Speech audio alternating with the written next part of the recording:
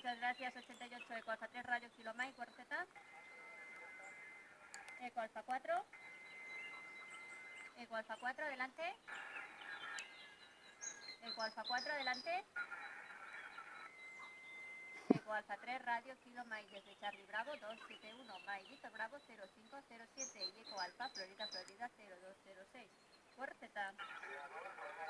Eco Alfa 2, Bravo Gol, buenos días, 59.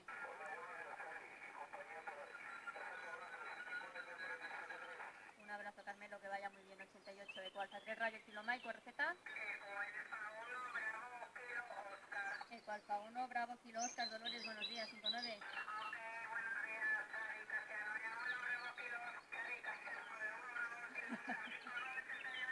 88, que vaya muy bien. Eco Alfa 3, Radio Kilo Mike, Z.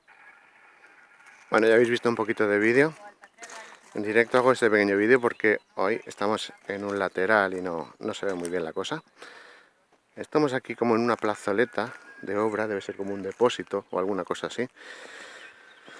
Aquí tenemos el dipolo para 40, no sé si montaremos luego 20. Muy mala propa hoy. Y aquí abajo, aquí veis la torre fortificada,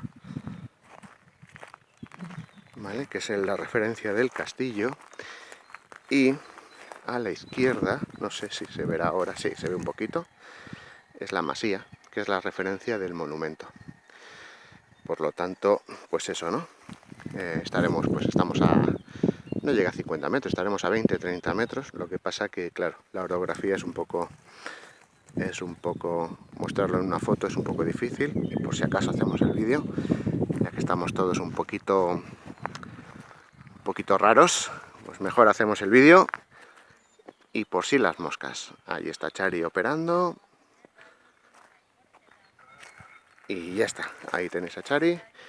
Y nada, muy mala propa hoy. Muy mala propa. Seguramente pasaremos un ratito a 20 metros. Aunque ya llevamos prácticamente los requeridos. Venga, hasta luego, chao.